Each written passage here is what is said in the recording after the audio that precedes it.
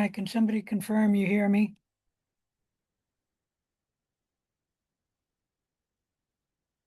I can hear you. Sorry for being late. I tried to log in and it wouldn't accept my Okta code, even though I got it from the Okta account. And I had to do it like 3 times before I even got it to work. Not sure what was going on. Anyways, are there any questions before we begin? And I don't know why I had to even log in because I was in Zoom with the lab earlier and I never logged out of Zoom. Anyways, there's no questions. Let's start. Today is November 6th, and we are supposed to be well on chapter 8. We're not starting chapter 8 yet, but we're about to. Any questions about any of that? Let me state for the lab, all I'm going to tell you is you should be working on your unknown project and your infectious disease project. The infectious disease paper is due at 11:59 p.m. this Saturday. And if you haven't gotten the project approved by me, you should get it approved by me before you begin work on it. All right, let's begin chapter 8 unless there's any questions. I'm going to close that down. Oops. Just because something's not working right today. Although it's more logging into the network, but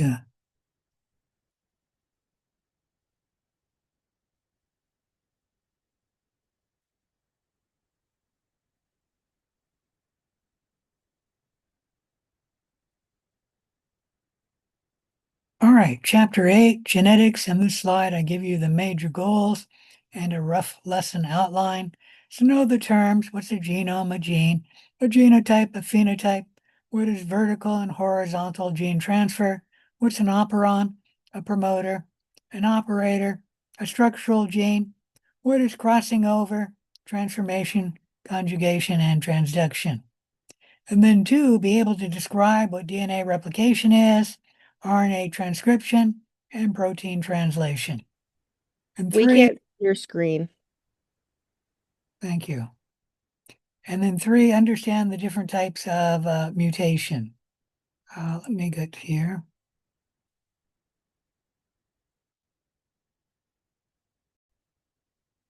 All right, any question about the major goals and rough outline?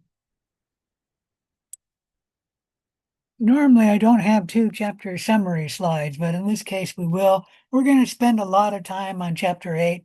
We'll first begin talking about the structure and the function of the genetic material, talking about the flow of genetic information, then move on to DNA replication, then move on to RNA transcription, and then lastly talk about protein translation. If you don't know, translation immediately follows transcription. But transcription doesn't have to follow DNA replication. Those two can be independent. But normally, RNA transcription is happening all the time in the cell. And then obviously protein translation all the time. DNA replication only happens when the cell is going to replicate. Then we'll talk about the regulation of bacterial gene expression, talking about operons. We'll then move on to talk about mutations, and then talk about the genetic transfer and recombination. And then lastly, we'll talk about genes and evolution. Any question about anything? All right, chapter 8, microbial genetics. Genetics is the study of what genes are, how they carry information, and how that information is expressed, how genes are replicated. A gene is simply a segment of DNA that encodes a functional product. Usually, a gene codes for a protein, but there are some genes that code for RNA, and that's all they code for. Here we're looking at a chromosome, and as you can see, let me blow the slide up.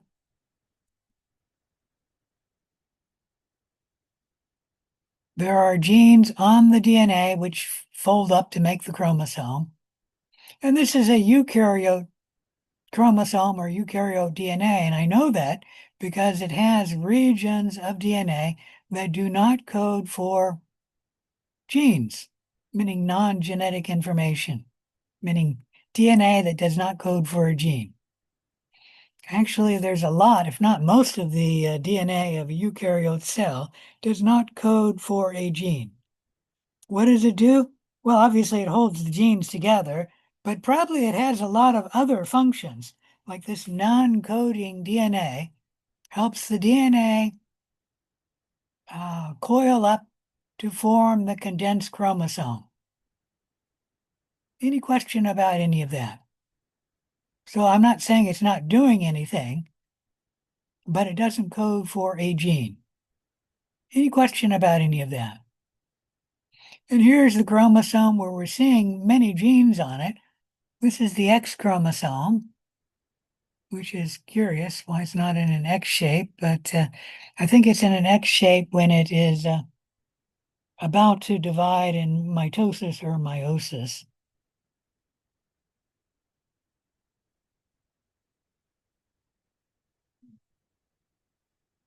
All right, any questions about genetics or genes? Let's move on. Well, what's going on there?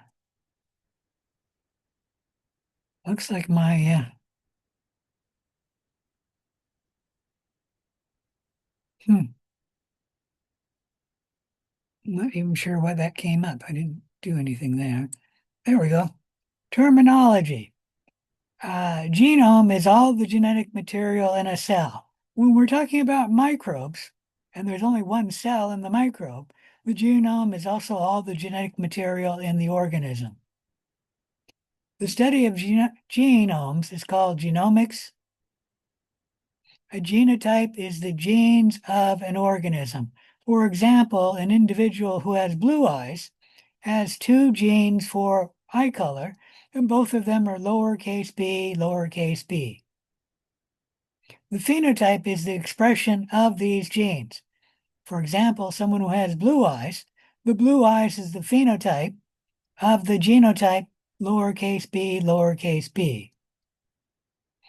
For someone who has brown eyes, their phenotype is brownish eyes, but their genotype can be capital B, lowercase b, or capital B, capital B.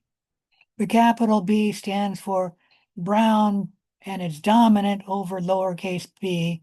Lowercase b stands for blue eyes, and the lowercase b gene or allele is recessive to the uppercase B or brown-eyed allele. Any question about any of that? So the genotype codes for the phenotype, at least with simple genetics. And that's all we're going to talk about in this class, I think. I'll have to make sure of that, but I think that's all we talk about in this class. Here you're looking at a chromosome of E. coli. All it is DNA, one nucleotide after the other, in a very long string of nucleotides. And on this DNA, you can have a gene, like there might be one gene right here. It's hard to say, but I'm just saying. Any question about any of that? This is an actual electron microscopic image. DNA is a polymer of nucleotides. There are 4 nucleotides that make up DNA: adenine, thymine, cytosine, and guanine. And you can know these names, or you can call them capital A for adenine, capital T for thymine, capital C for cytosine, capital G for guanine. I don't care which name you know, but you should know the 4 nucleotides that make up DNA. DNA is a double helix associated with proteins to make the chromosome.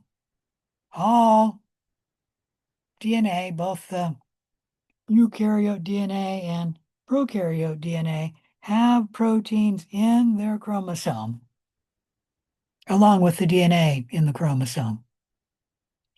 The difference between eukaryotes and prokaryotes is in eukaryotes, the majority of the protein is, oh gosh, I'll just drop the name of it. The main protein is a protein that the DNA wraps around and, it'll come to me. But it has a name and I don't remember what it is at the moment, but it'll come to me. Just give me a minute here. A DNA is a double helix. We have one strand of DNA here and another strand of DNA here. The two strands of DNA are only connected by hydrogen bonds between the nucleotide bases. There are two hydrogen bonds between the A and the T, and then three hydrogen bonds between the G and the C. Remember that hydrogen bonds can break and reform all the time, especially at our body temperature of 37 degrees. And so when this bond breaks right here, the DNA is still held together by this bond and all the other bonds, but then this bond can reform and then that one can break. There's actually a term for that. They call that when the DNA breathes and the double strand bond breaks. Breathing, I don't know, because it's going in and out. The DNA, single strand DNA, is held together by the deoxyribose phosphate backbone, which is a covalent chemical bond. So here we have ribose, deoxyribose specifically, connected to phosphate, connected to deoxyribose, etc. And that makes the linear strand one strand of DNA. And one strand of DNA is held together by a chemical covalent bond. The two strands of DNA are only held together by hydrogen bonds. And then the two strands are anti-parallel. That means one strand is pointing this way, the other strand is pointing that way. And that's what gives rise to the 3' to 5' end. You don't need to know this, but the 3' end, that's the third carbon in deoxyribose, and that's the fifth carbon in deoxyribose, why they say this strand of DNA is running 3' to 5'. And then this one is running 3' to 5' this way. So the two strands of DNA are running anti-parallel. They're not running like this, they're running like that. Any question about any of that?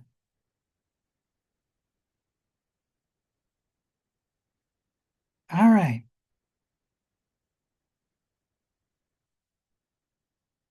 The vertical flow of information within a cell is called the central dogma of biology. The information is encoded in DNA, and by transcription, that information is then encoded in RNA. And then by translation, that information is coded into protein, the amino acids in the protein. So DNA, RNA, and proteins each have their own language, which was stored in the information of the molecule. In DNA, the language is the 4 nucleotides of the DNA nucleotides. In RNA, it's the 4 nucleotides of the RNA, which is slightly different than DNA. We'll talk about that. And then in protein, the language is stored in the sequence of amino acids in the protein. All right, the flow of genetic information can happen within a cell where the DNA information flows to RNA and then flows to protein. And that's the flow of information within a cell. You can also have the flow of information between generations of cell, where a parent cell has its information flow to two daughter cells. How that begins is the parent cell's chromosome replicates, at least the DNA, and then the two molecules of DNA move to opposite ends of the cell, and then the cell splits down the middle, each cell getting a duplicate copy of the parent's chromosome. You can talk about the flow of information between generations of cells, but you can also talk about it from the flow of information from parents to offspring. Any question about any of that? In which case there's two parents and usually one offspring, but that's just the way humans normally reproduce. It can be two parents and two offspring and etc. But that's still the flow of information between generations of cells because the offspring has different cells than the parent cells. Any question about any of that? You can also talk about the flow of information between cells of the same generation. And this happens in recombination, but you'll note that I've broken this graph because I think it's easier to talk about the flow of information between cells of the same generation to say that the DNA comes out of this cell here, the donor cell, usually because that cell dies, but not always, comes out of this cell, and then it can be naked DNA in the environment, which then joins the recombinant cell, which takes up this DNA from this cell.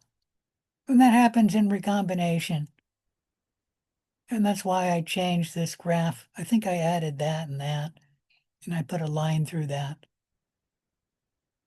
The flow of DNA between cells of the same generation happens when DNA comes from a donor cell to a recombinant cell. And these are the three ways the DNA can flow in, I guess, cells.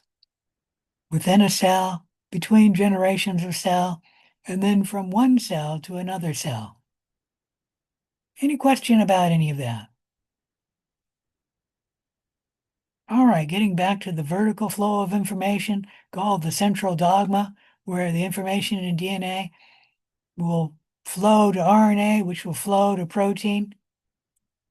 The language of the information in DNA is the 4 DNA nucleotides, so there's only 4 letters in the alphabet.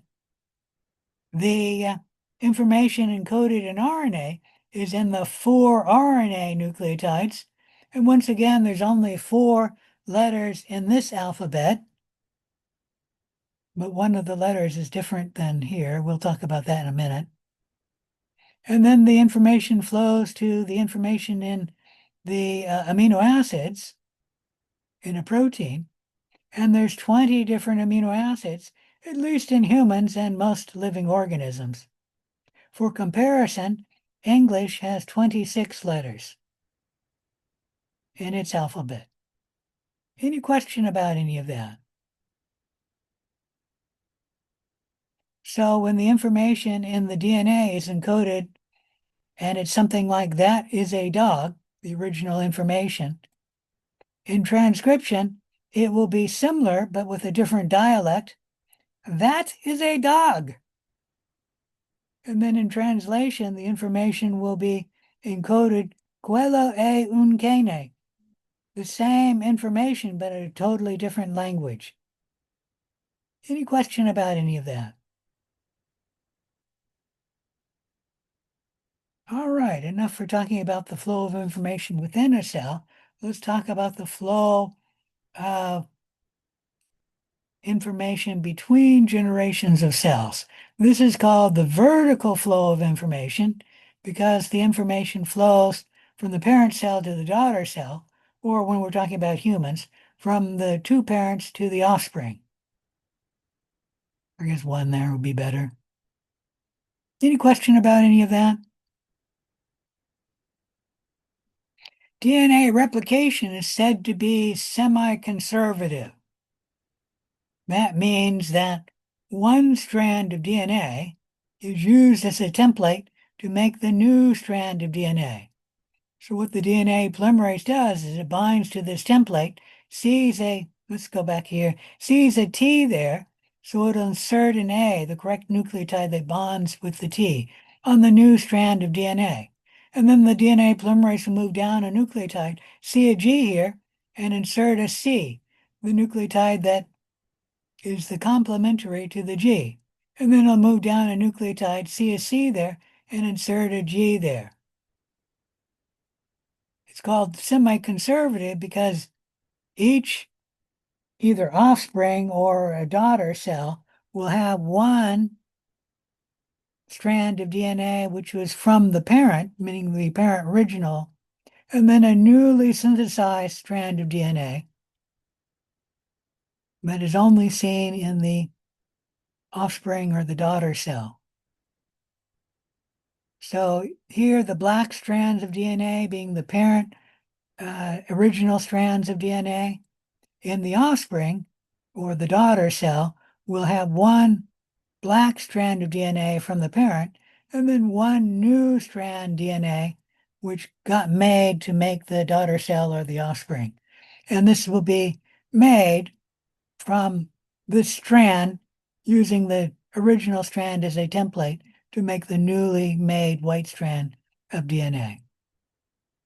That differs from the, let me see now, the conservative model of DNA replication, which proposed that here we had our original parent DNA, and then the one daughter cell or one offspring would get two dark strands from the parent, and then the other daughter cell would get two white strands. That's the conservative model. The conservative model doesn't happen. The semi-conservative model happens. And don't ask me what the liberal model was, because I don't know. Any question about any of that? So how does a DNA strand get made? Well, the DNA polymerase binds to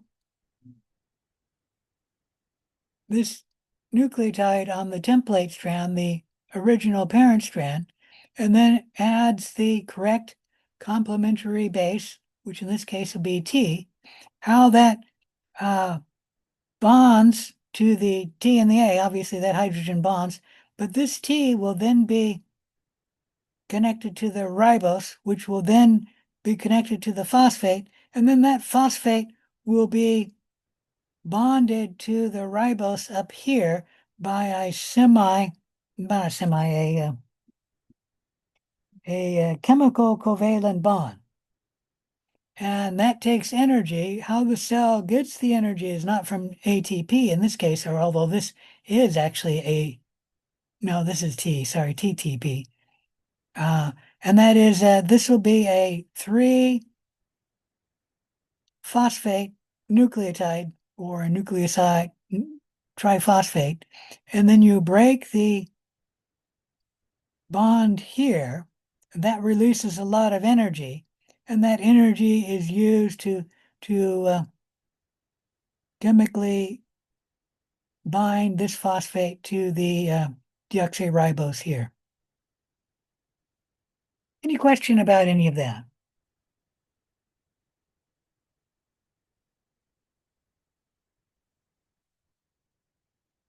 All right, let's go through DNA replication. We have a little video we can watch if I can get it to run. I think it's running. Let's do it again just to make certain.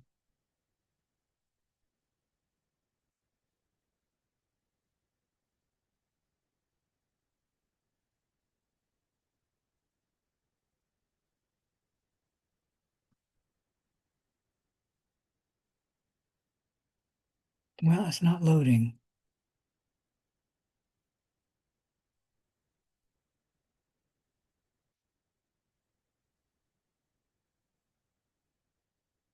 There it goes.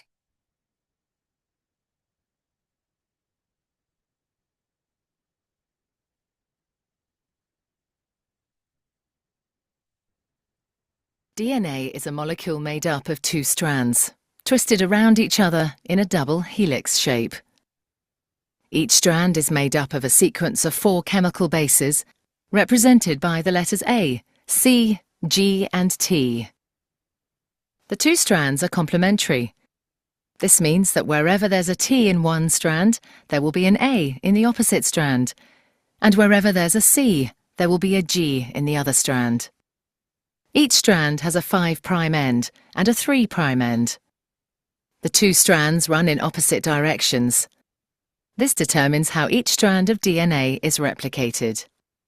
The first step in DNA replication is to separate the two strands. This unzipping is done by an enzyme called helicase and results in the formation of a replication fork.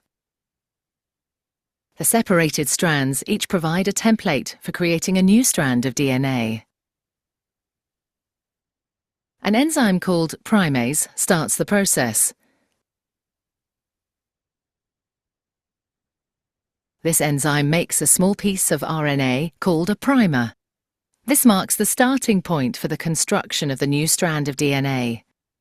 An enzyme called DNA polymerase binds to the primer and will make the new strand of DNA. DNA polymerase can only add DNA bases in one direction, from the 5' end to the 3' end.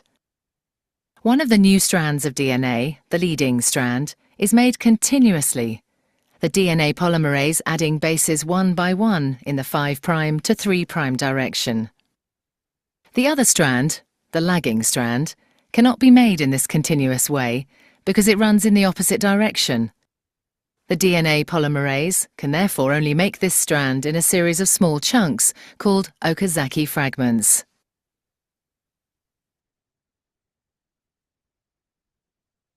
Each fragment is started with an RNA primer. DNA polymerase then adds a short row of DNA bases in the 5' to 3' direction.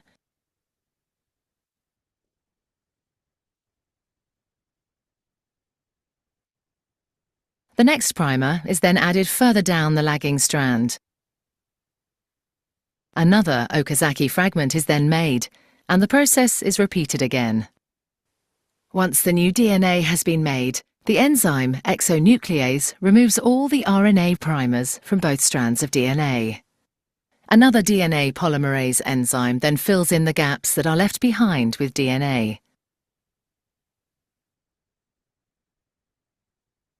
Finally, the enzyme DNA ligase seals up the fragments of DNA in both strands to form a continuous double strand. DNA replication is described as semi-conservative because each DNA molecule is made up of one old, conserved strand of DNA and one new one.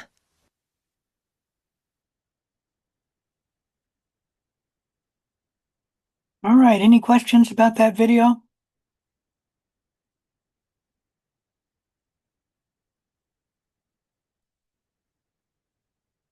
Let's talk about DNA replication in greater detail. DNA is copied by DNA polymerase.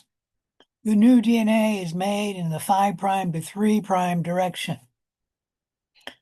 The DNA replication is initiated by an RNA primer, meaning RNA has to be put down before DNA can be put down. The leading strand is synthesized continuously, and that's because it's running in the 3' to 5' direction. So the DNA polymerase, let me blow this up, can bind here, then move down the template strand, and then just add the nucleotides to it as it moves down.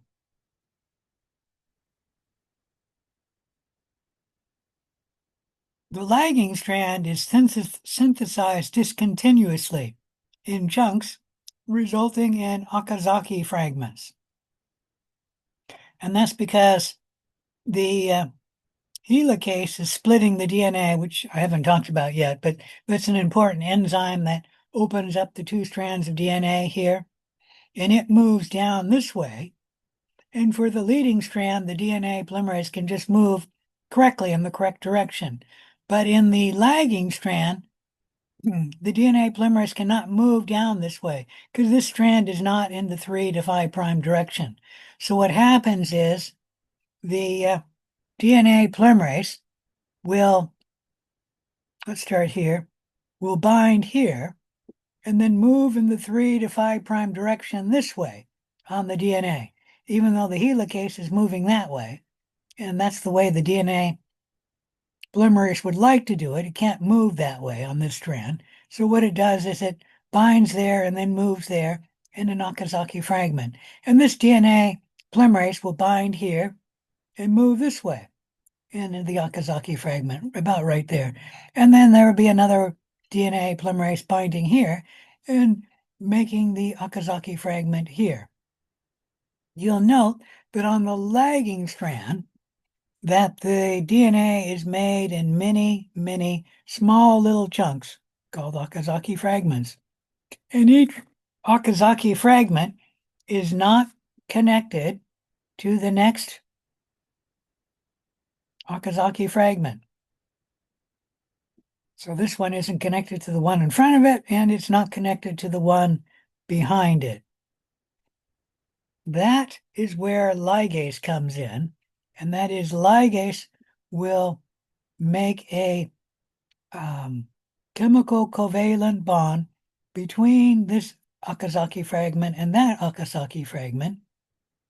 And then the ligase on the leading strand may never have to be used if the DNA polymerase begins making the new strand at the very start of where the old strand is, and if the DNA polymerase stays on the leading strand all the way to the end, meaning the DNA polymerase never falls off.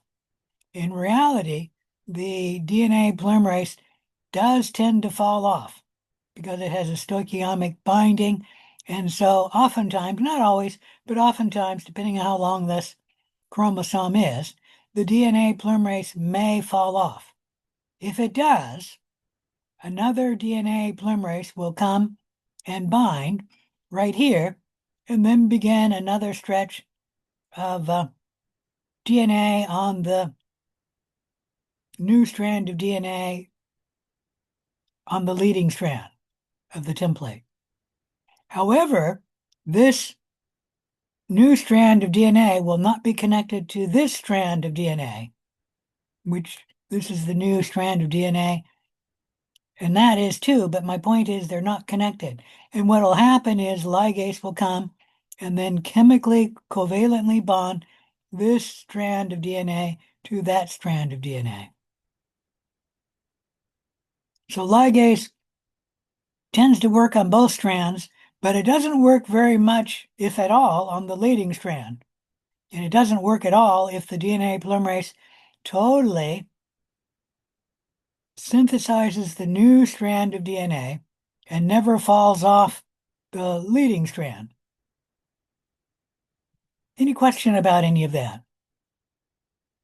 And then the ligase works all the time, connecting the Okazaki fragments. In fact, each Okazaki fragment has to be connected twice with ligase on this end of the Okazaki fragment and this end connected to that one.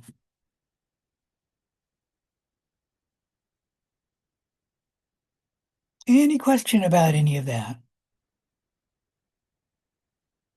All right. The RNA primers have to be removed.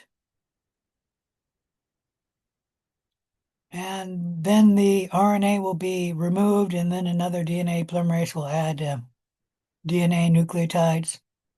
And like I said, ligase is the last thing to go on there, connecting the breaks in the DNA together. So the three important enzymes are the helicase, that's making a double strand of DNA, a single strand of DNA, the polymerase, which is using the template strand of DNA to make the new strand of DNA, and then the ligase, which will put the breaks in the newly made strand of DNA together. So those are the three important enzymes in DNA replication. There are other enzymes. In fact, there's a whole bunch right in here in the where the ligase is, but ligase is the only one you need to know. And you need to have the primase, the one doing the primers, but like I said, the primer is going to come out, so I'm not going to ask you to remember that. But you do need to know the three important enzymes, the helicase, the DNA polymerase, and then the ligase.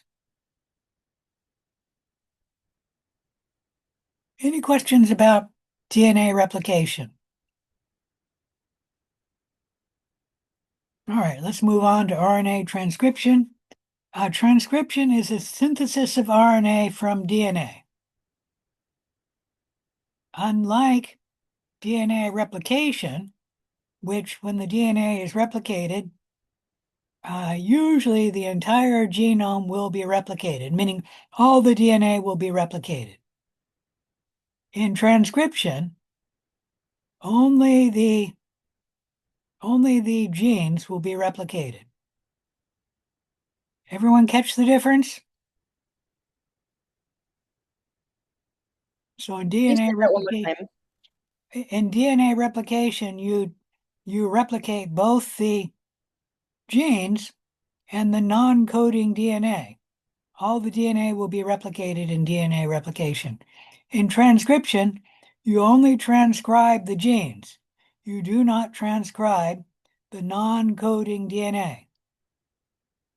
Now, in a bacteria, there isn't very much non-coding DNA, so the difference isn't terribly important. But in a eukaryote cell, there is a lot of non-coding DNA. Probably most of the DNA, or at least the majority of the DNA, is non-coding DNA in a eukaryote cell. So a lot of the genetic material in a eukaryote cell is never transcribed because only the genes are transcribed.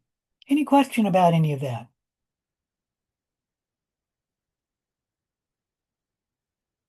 So DNA is transcribed to make RNA, and there are three different types of RNA that we're going to talk about. mRNA or messenger RNA, tRNA or transfer RNA, and then rRNA or ribosomal RNA. How does the RNA polymerase, which transcribes the DNA to make RNA, how does the RNA polymerase know to make messenger RNA, tRNA, or rRNA? Does anyone know? Anyone have a guess?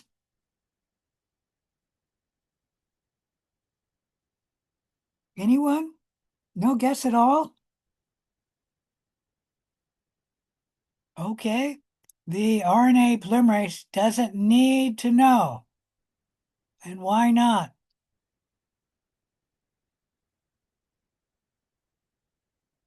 The RNA polymerase makes messenger RNA when it is transcribing a gene that codes for messenger RNA. It makes tRNA when the RNA polymerase is transcribing a gene that codes for tRNA. And it makes rRNA when the RNA polymerase is transcribing a gene that codes for rRNA. So the RNA polymerase doesn't need to know. All it needs to do is transcribe the gene. Most of the genes code for messenger RNA because most of the genes code for a protein. But there are, I don't know, a handful or two handfuls of genes that code for tRNA. There's about, there has to be 20 of them. There's a few more too, but there's less than 60 of them. And then the rRNA genes, I think there's about a handful of them, meaning there's a handful, 5 or 6, or is that 10? I don't remember what a handful is. There's about a dozen or maybe 10 rRNA genes. So most of the genes are coding for messenger RNA. Transcription of the DNA to make the RNA begins when the RNA polymerase binds to the promoter of DNA. The promoter is a region upstream of the gene where the DNA codes for the RNA polymerase to bind here. So that's what the promoter is. It's just a region of DNA upstream of the gene that is going to be transcribed. And this promoter codes for the RNA polymerase to actually bind to the DNA. Transcription then proceeds in the 5' to 3' direction, and RNA is made in the 5' to 3' direction. So that actually tells you only one of the strands of DNA in a eukaryote cell is going to be transcribed. That's not the case in a virus, by the way. In a virus, both strands of DNA will code for genes, at least every virus I've seen. But in a eukaryote cell, only one of the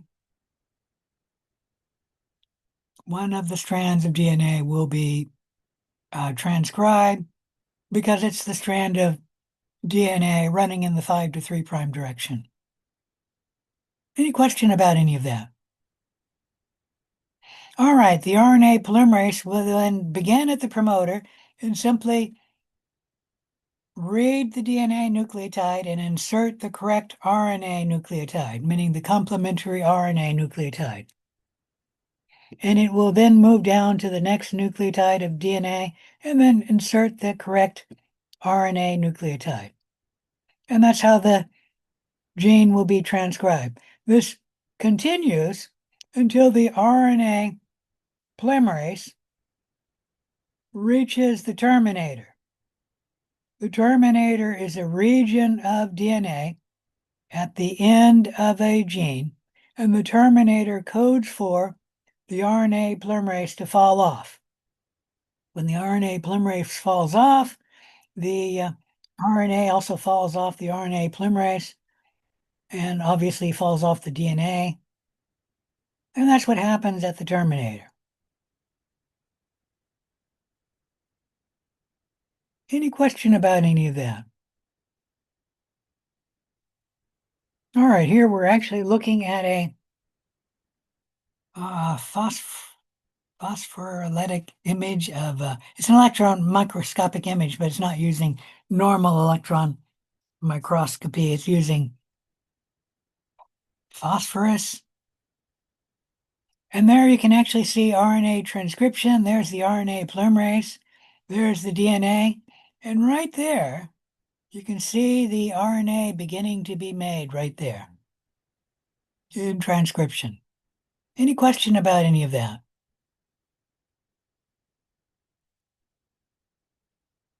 All right, let's go through RNA transcription in a little more detail. I think I've already talked about that, but let's go ahead and look at it.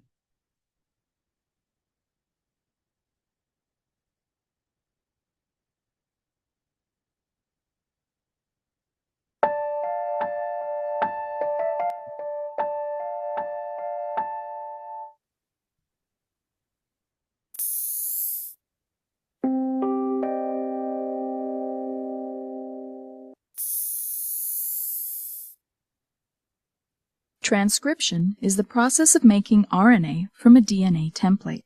Several key factors are involved in this process, including DNA, transcription factors, RNA polymerase, and ATP. Transcription begins with a strand of DNA. It is divided into several important regions. The largest of these is the transcription unit. This portion of the DNA will be used to produce RNA. Upstream of the transcription unit is the Tata box. An enhancer region may also be involved. Several complexes, known as transcription factors, are required for successful transcription. The first is TF2D, the largest of the general factors. A component of this factor, TBP, binds to the DNA using the Tata box to position TF2D near the transcription initiation site. Other transcription factors, including TF2A and TF2B, then attach. Let me state that's the promoter that we talked about earlier. These complexes prepare the DNA for the successful binding of RNA polymerase.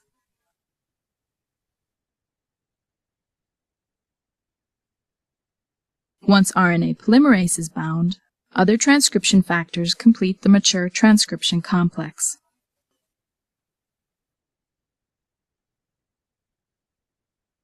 Now energy must be added to the system for transcription to begin. This energy is provided by the reduction of ATP into ADP and PI. RNA polymerase then synthesizes an RNA template from the strand of DNA. Most factors are released after transcription begins. When the end of the transcription unit is reached, the RNA polymerase dissociates and the newly formed strand of RNA is released.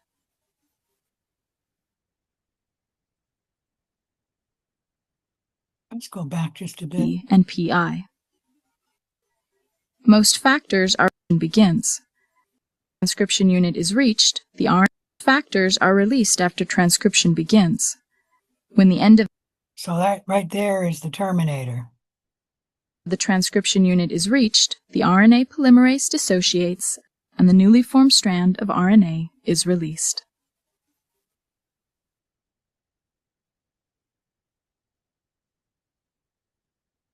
All right, any questions about that movie? Or video? So let's talk about RNA transcription in greater detail.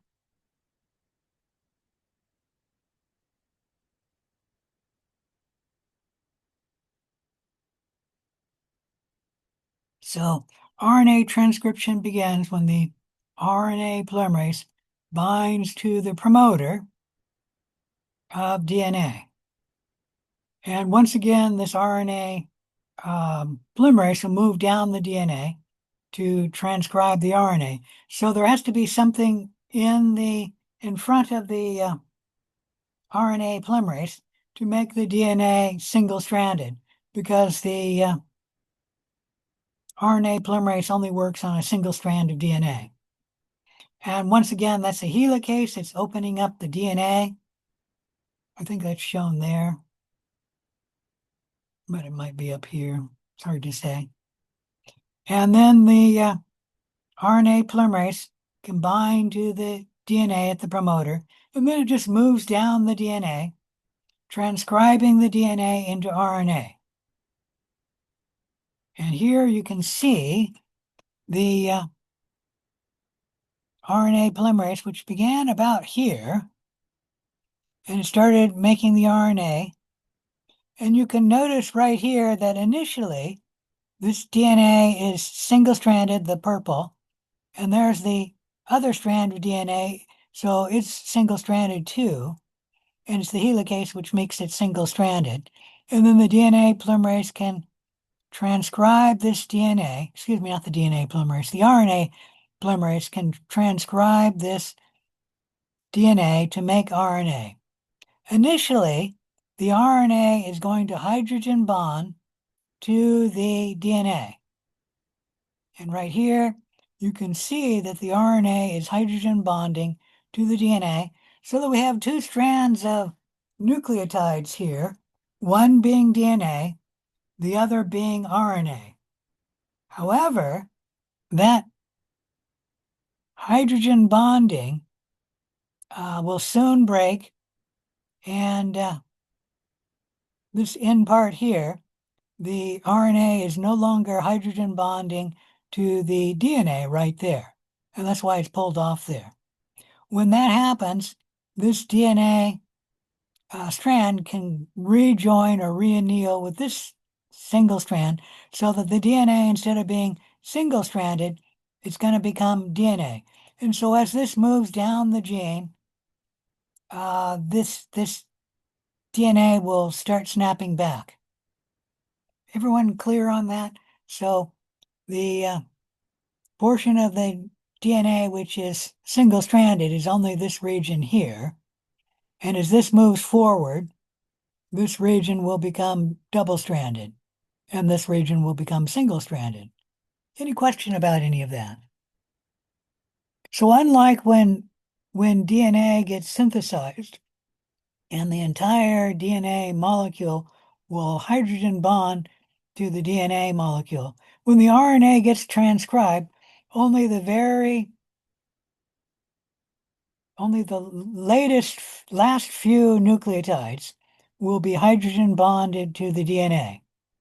And as this RNA polymerase moves down here, all of these will become single-stranded RNA and single-stranded DNA, although the single-strand DNA will soon bind to the other strand of DNA to make double-stranded DNA. Is that clear to everyone?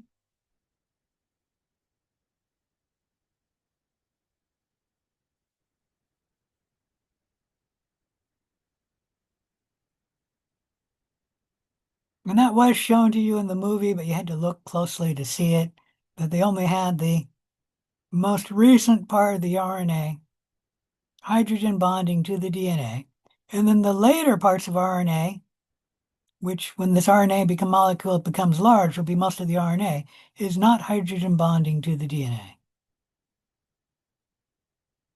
And like I said, the RNA polymerase just reads the DNA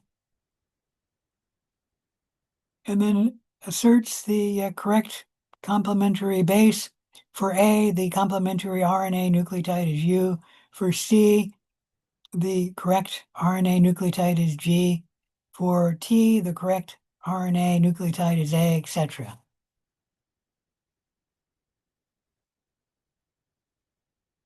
And this will go on like this. There you can see the latest region of RNA is hydrogen bonding to the DNA there, but this region is not. And then when the gene is almost near the end, only the latest part of the RNA will be hydrogen bonding to the DNA. Most of the RNA has fallen off the DNA and it's single-stranded. And this whole region of the DNA has now become double-stranded. So the RNA polymerase moves down the DNA, making the RNA, until the RNA polymerase reaches the terminator. At the terminator, the RNA polymerase falls off the DNA. The RNA falls off the RNA polymerase, and then the two strands of DNA will snap back, at least the region that was single-stranded, which is only this part here, meaning that's already become double-stranded. But this will then snap back. And then the strand of DNA will be a double-stranded strand again. Any question about any of that? All right, that's it for RNA transcription. Let's talk about protein translation. Translation is the synthesis of proteins by ribosomes using the information encoded in messenger RNA. Messenger RNA is translated in codons, meaning you need 3 nucleotides to be read, and the 3 nucleotides we call a codon. Translation of the messenger RNA begins at the start codon AUG, and translation of the messenger RNA will continue until the ribosome reaches the stop codon in the messenger RNA. There is one start codon, so I'm going to ask you to know it. AUG codes for protein to translation to begin here. And then we have 3 stop codons, and they code for the protein to translation to end at this stop codon, one of these 3 stop codons. So, what happens to the messenger RNA that is upstream of AUG? Anyone have a guess? When protein translation is occurring, what happens to the messenger RNA upstream of the AUG? Is it going to be translated into protein? That's a yes or no, people. You got a 50% chance of getting it right. Yes. You want to guess again? No.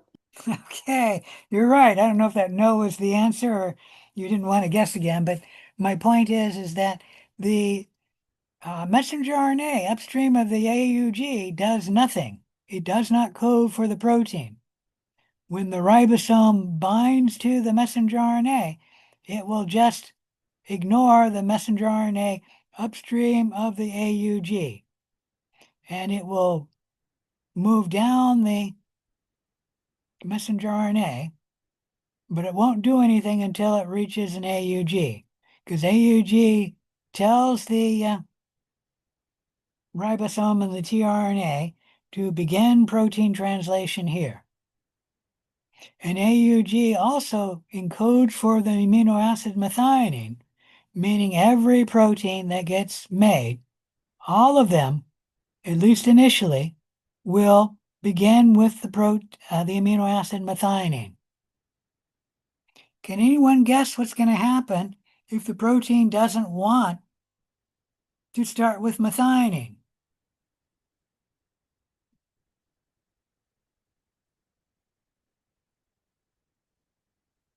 Well, there's only really one of two possibilities.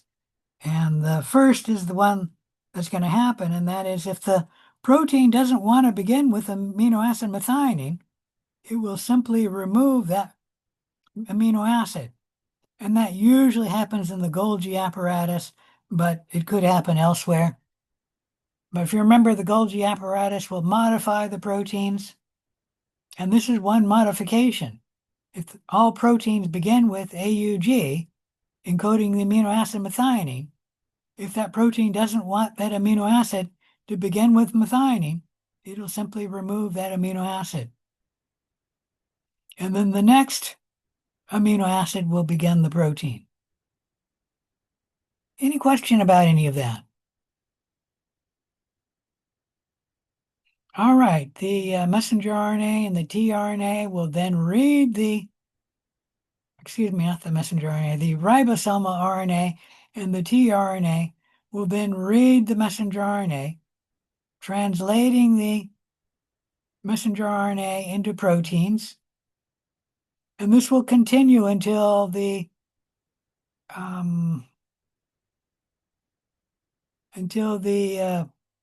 protein, which is doing the protein translation, reaches one of the stop codons. And this really is the ribosome will reach a stop codon, and then protein translation will stop. So protein translation happens once the start codon begins it, and then it will continue until you reach a stop codon. Any question about any of that? All right, remember you should know AUG codes for both the starting of protein translation as well as the insertion of the amino acid methionine. And then protein translation will occur all the way between the start codon to the stop codon. After the stop codon, protein translation will not occur, at least by the RNA polymerase that translated the messenger RNA. Any question about any of that? All right. So I talked about the messenger RNA being broken down into 3 nucleotides that we call a codon. And then the codon codes for an amino acid. However, most organisms contain only 20 different amino acids. Like humans, only have 20 different amino acids, but there are 64 possible codons.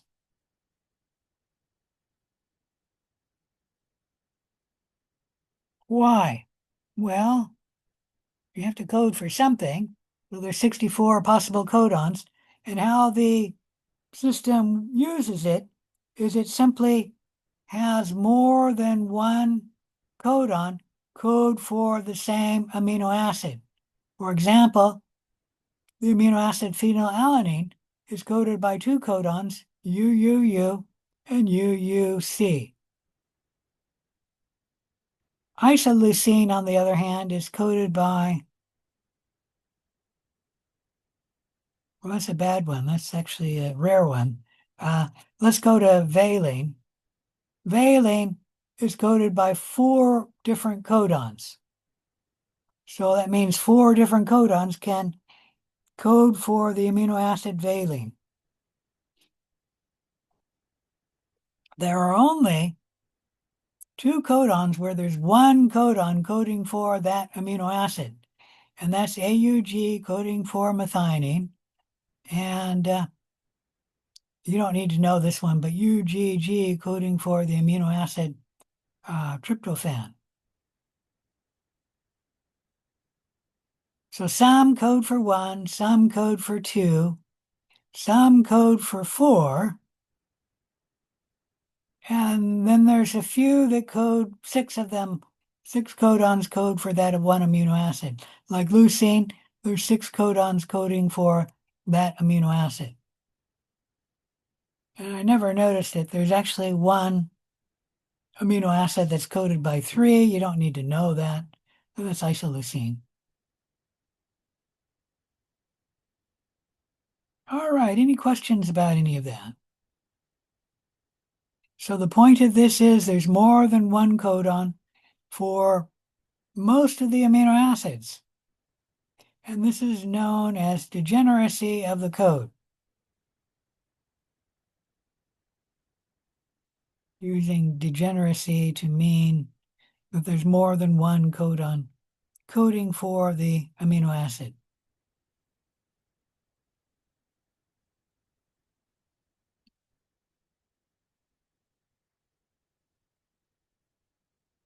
All right, let's begin the translation video.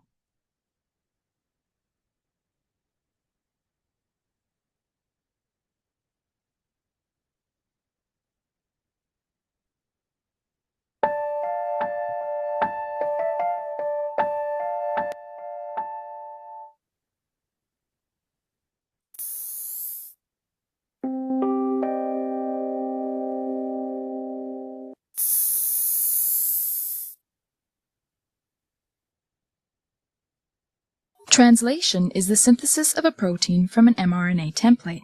This process involves several key molecules, including mRNA, the small and large subunits of the ribosome, tRNA, and finally, the release factor.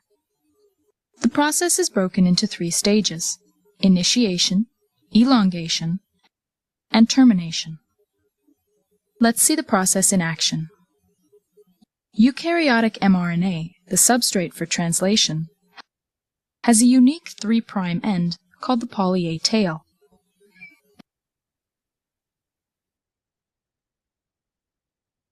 mRNA also contains codons that will encode for specific amino acids. A methylated cap is found at the 5' end. Translation initiation begins when the small subunit of the ribosome attaches to the cap and moves to the translation initiation site. tRNA is another key molecule. It contains an anticodon that is complementary to the mRNA codon to which it binds. The first mRNA codon is typically AUG. Attached to the end of the tRNA is the corresponding amino acid. Methionine corresponds to the AUG codon. The large subunit of the ribosome now binds to create the peptidyl, or P site, and the aminoacyl, or A site. The first tRNA occupies the P site. The second tRNA enters the A site and is complementary to the second mRNA codon. The methionine is then transferred to the A site amino acid, the first tRNA exits, the ribosome moves along the mRNA, and the next tRNA enters. All right, let me briefly mention something here. Go back a little. This removing the amino acid from the tRNA, and then linking this amino acid to this amino acid to that amino acid. This is happening by an RNA enzyme, and that enzyme is part of the ribosome, but it's part of the rRNA part of the ribosome. And this is the only enzyme we'll mention, which is a ribozyme, meaning an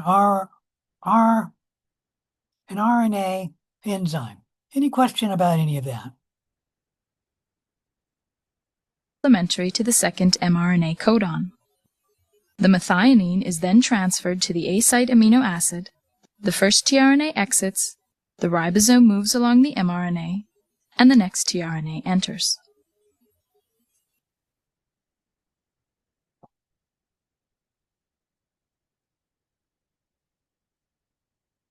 These are the basic steps of elongation. As elongation continues, the growing peptide is continually transferred to the A site tRNA, the ribosome moves along the mRNA, and new tRNAs enter. When a stop codon is encountered in the A site, a release factor enters the A site and translation is terminated. When termination is reached, the ribosome dissociates and the newly formed protein is released.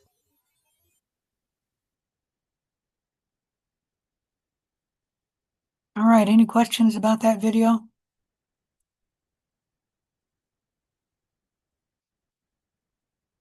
So let's talk about protein translation in a little greater detail. Protein translation involves the messenger RNA, the ribosome, and you can call 2 ribosomal units or just the ribosome. Remember, the ribosome includes ribosomal RNA and ribosomal protein. And then the tRNA. The tRNA is important because it brings in the correct amino acid. And the tRNA is the part which is actually reading the messenger RNA.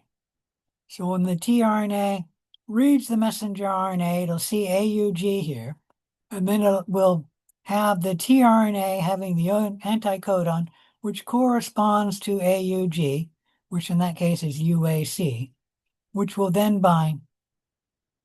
What the ribosome is doing is moving down the messenger RNA and then holding everything in place to make the protein. But it's actually the tRNA which is reading the messenger RNA. And the ribosome has 2 pockets. I forgot what the video called it. The first pocket allows the first tRNA to enter, and this tRNA has the codons UAC, which will then hydrogen bond to the AUG. Now, this is a very weak bond because U and the A and the U only have 2 hydrogen bonds between them, and the C and the G only have 3 hydrogen bonds between them. So that makes a total of 7 hydrogen bonds, which is not very good. But this ribosome is stabilizing it and stabilizing the tRNA, and then the tRNA is linked to the messenger RNA. And so it is the ribosome that is responsible for the protein translation occurring. And like I said, this hole in the ribosome will be over the AUG, so the tRNA can actually hydrogen bond to the first codon, which is always AUG. So the ribosome begins on the messenger RNA, and depending how long it is, it just moves down the messenger RNA until it reaches AUG, and then it waits for the tRNA to come in. And then the next tRNA will come into the second spot in the ribosome. And this tRNA has to have the anticodon AAU because in the second codon of the messenger RNA, in this case, we have UUA. And this will vary, obviously, depending on what the amino acid is. This one will never vary because there's only one start codon, and it's AUG, and it always codes for the amino acid methionine. Any question about any of that?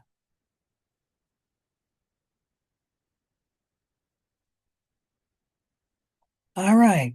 So once the second tRNA is in position in the second hole of the ribosome binding to the messenger RNA, the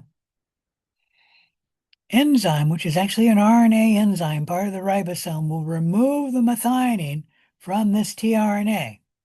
And then that methionine with the same enzyme will be bound to the amino acid in the second tRNA. You don't need to know the name of the sites, the P site and the A site. And I think there's a third site as well, which doesn't really do much.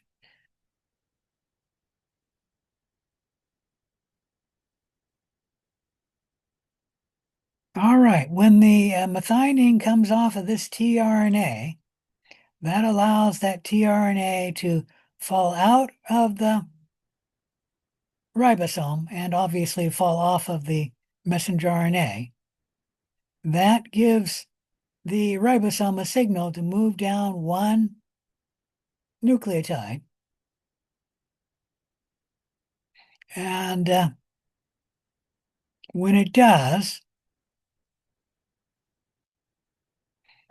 this tRNA with the methionine leucine then moves from this hole or chamber in the ribosome to the first hole or chamber in the ribosome. And that allows the second tRNA to come in to the second hole or chamber in the ribosome and then bind to the messenger RNA. So once again, the anticodon here will bind to the codon, and that will ensure that the correct amino acid is, got the hiccups here. The correct amino acid is added because the amino acid here will correspond to this anticodon. Any question about any of that? All right, once again, once that amino acid comes in, or not the amino acid, tRNA comes in here, that will signal to the ribosome for the enzyme to remove the leucine, which is hooked to the tRNA here. That will allow this tRNA to come out. Oh, and then the enzyme will connect these amino acids here to the newly added amino acid on this tRNA.